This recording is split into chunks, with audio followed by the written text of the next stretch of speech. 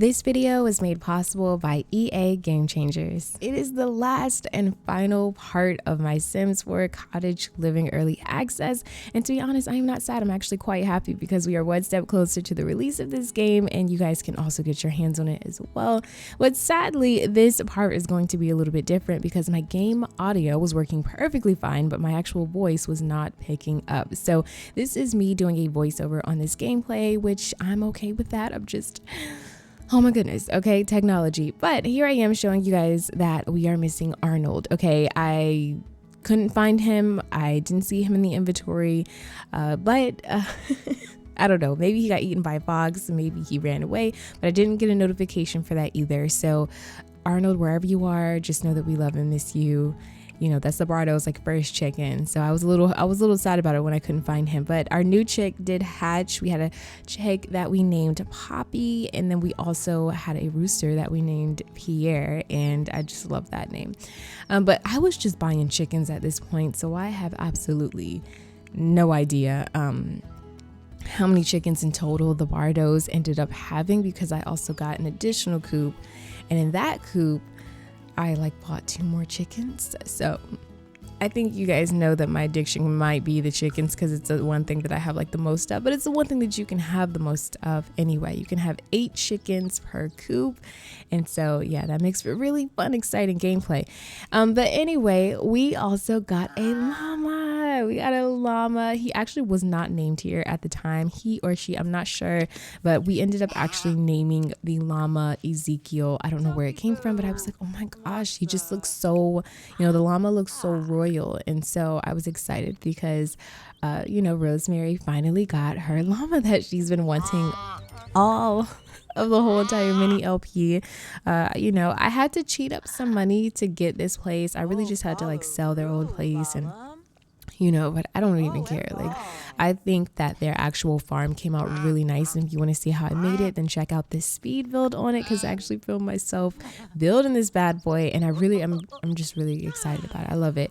So the llama's right next to the cow, and I probably should have had the llama next to, even when I had the llama here, I actually still didn't get to experience seeing the llama kind of defend the chickens or anything like that, because the fox didn't come around during this time. But I also think that I didn't have that lot trait, the fox not lot trait, whoa lot challenge. Now I didn't have that on. I don't think I did. But the llama's cool, it's cool. But with our llama, let me just tell you, oh no, here I am realizing that the Finchwick, ooh, that is a tongue twister. Finchwick Garden Fair was today, right? And I was like, oh my gosh, what do I do?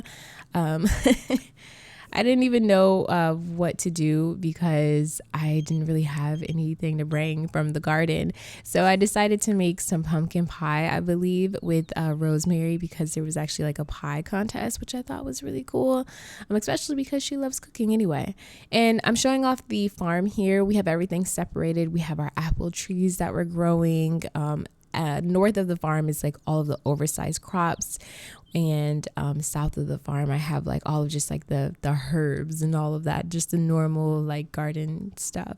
And I love that, and I plan on doing that for the Bundaris, which is a family of mine on the channel already, if you want to check them out.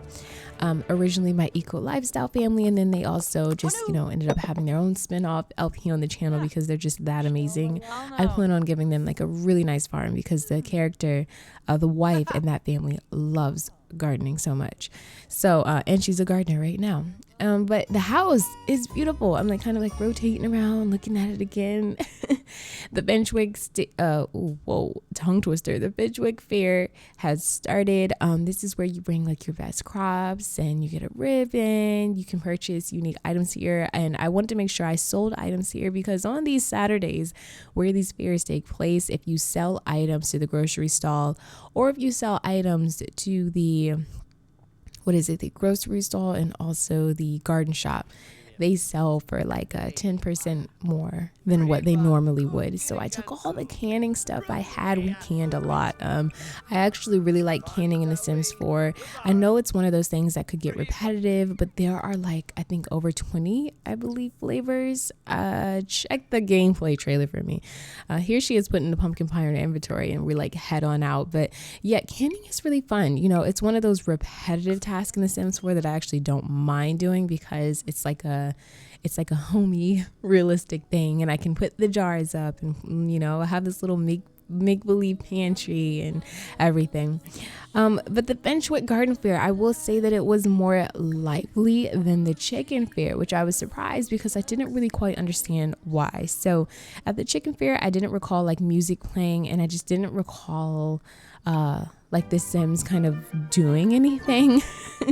At the Benchwick Fair, at the Chicken Fair. Now, I will say the Garden Fair is similar in the way where it's kind of like, you know, what do I do here? So I had Rosemary submit her pie, which I just wish this part was more interactive. You do see Sims kind of standing in front of these little in front of these little podiums where you like put your best garden fruit, or where you put your best pie, you know. But and then occasionally they'll like say something and you get a notification for it. They're like, oh man, like this competition entry sucks. But it's just not anything where it's like really interactive. There's not a lot of like interactions with other Sims or new like interactions as far as like the competition is concerned. So I probably would critique and say, you know, maybe we could talk about this person's process with their pie or something. I don't know, just more interactions to do at the actual fair. Even like a food stand at the fair would have been really cool, like a food stall of whatever the case may be, kind of similar to the one in Foxbury. No, not Foxbury, but in Brightchester, how there's like these little food stalls when they have like Spirit Day or whatever, and they're like, you know, different just types of food and everything. I like that. But anyway, here I am like selling items. As you can see, we're getting more bang for our buck. We made $983 off of some just things that I had in my inventory. So it's a great way. I mean, like if you literally just wanted to make an income or a living off of like your goods, whether that be canning, whether that's your garden or the wool off of your llama. I mean, it's you know, do you. That's what, you know, they're going to take what they sell. So you can't sell paintings here, but you can sell your cross stitching at the garden shop, and at the grocery store you can sell like, you know, the items that they would typically sell, you can sell it there. And so it's a really cool way to make some money. I think it's also nice that here I am looking at all the entries, as opposed to the Chicken Fair. The Garden Fair actually had a nice little spread of entries, like cottage pie. Someone made some raspberry pie, and I thought that was kind of interesting. So I was looking at the entries. I just wish it was more lively, and I wish the mayor didn't take so long to look at the entries. And in fact, the festival didn't end until way after it said it was going to end. So it's a little wonky and worse than city living festivals in that regard. Like city living festivals are actually really good. Let me stop, because I actually am one of those people that like city living. Okay, I really love city living. I thought that was a really fun pack, but it's just like an unorganized type of I don't know. I just didn't understand why you'll see the festival ended like way later. But here we see the mayor finally checking out the competition entries, and the sun's kind of going down. Rosemary was feeling a little bit sad because sentiments. I don't even know what was going on there, but I decided to use a new interaction where you can bribe the mayor and bribe the judge, to kind of like win or whatever. And this is like not a good, like, don't do it. I don't know if this will work if you flirt with her or talk to her more, have a bigger relationship, try to bribe her with some money. But she's like, no, like I run a legitimate business here. Like the Benchwick Fair is everything to me. Like this is my life, and I would not, no one can bribe me just to win this competition. So I was like, okay. And I apologized to her. And, you know, Rosemary would literally never do that. And there's also a sentiment that kind of curates after that whole incident. So, but here I am, like also finishing up some little favors I have and errands. That's something I think I did the most while having this pack, was the favors, the errands, and everything. I think I wore that out, and I personally think that I kind of like kept playing them because there were different things to do. I mean, and then like the rewards, she gave me another free grocery coupon that I completely forgot about, because I'm not used to getting, we're not used to getting really cool things, right? And you can get like little upgrade parts and all that. So, but it looks like I did not win the fair at all, but they tell me to prepare for the cow fair. They're like, my pumpkin pie was not that great, but they gave me like some animal party treat or something, I think. So I had Rose go back home and do some cross stitching, and I was just going through like just seeing how many things we could cross stitch, and there's so many things that you can cross stitch, and I thought that's kind of what made everything interesting. Kind of similar to Nifty Knitting, there's a lot of things that you can knit, but I feel like there's even more things that you can cross stitch. So of course I had to cross stitch a llama, which I put up, and I just like decorated the house and everything, and just made everything look really nice.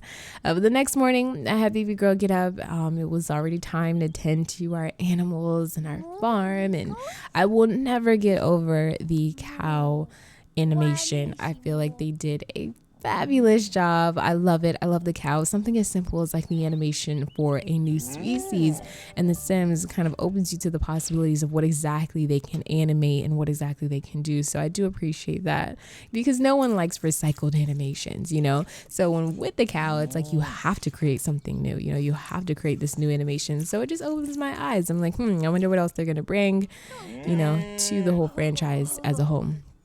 But I think what I'm going to do is actually talk to you about how I feel about eco lifestyle. Like, is it even worth your money? Like, what should you do? Should you wait till the sale? But, before I say that, let me just tell you, I placed 2 of these stumps here, and one of them was with the bunnies that we were already friends with, and the other one was just a brand new one. And there were so many bunnies on my lot.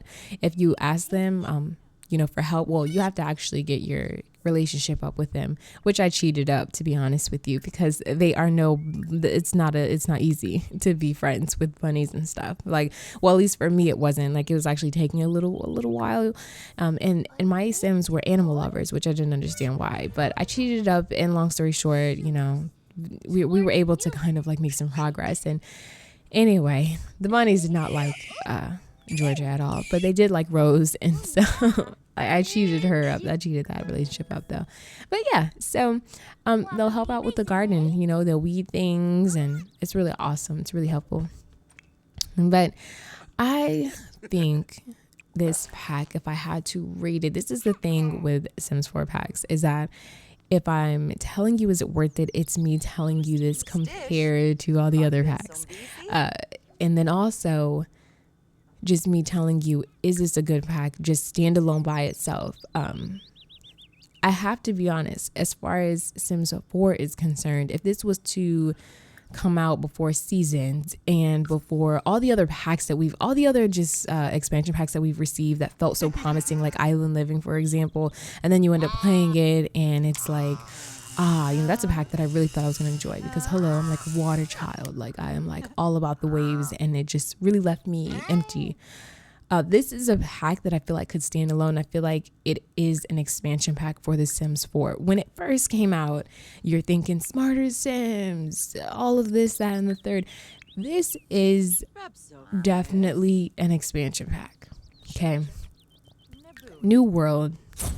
You don't have a new job, but for what it's worth, all the things that you can make and kind of curate to kind of sell to these stalls, it's almost like you're creating your own job in your head. You're giving back to this world in a sense. There's lore in this world. Your neighbors or the villagers kind of really know each other. And upon going in the game, if you check out my world overview, they know each other. They speak to each other. They have skills. They have drama. Some have sentiments with each other. So there's a lot of lore in the actual world itself. when I was playing this, I love that when I've only had early access twice with this and Snowy Escape. And what I love is because being that we can only play, because it's like a totally different copy of The Sims 4, and we can only play with the base game and that new pack, it really isolates every feature. So how is it that I was able to play with the base game and cottage living for X amount of days? I'm like, how? I do not play base game. It's because this hack made me feel like there was seasons. It made me feel like I had so much to do, and I don't know why. Like, that's why I feel like even with my footage, I did not cover everything. Simply put, I didn't cover everything. I didn't cover all the treats. I showed you guys like the notebook and everything and a couple of the treats, and I made a couple. But when you get this pack, if you decide to do it, you'll be discovering, And for what it's worth, if it keeps you interested for a month and then you get bored with it, that's longer than a lot of the packs that we have for this franchise. And that's just being honest, because I feel like with this pack, like, you just really didn't have to think about what to do. Like, you have stuff to do, and I like it. But I love that gardening also feels a little bit more purposeful. With the oversized crops, it's like, we have something new with that, because gardening in The Sims 4 is like one of my favorite skills to actually build. It used to be painting. No, but it's just like, with gardening, it feels so Stardew Valley-ish, Animal Crossing-ish, I guess I could probably say. That's probably like relatable.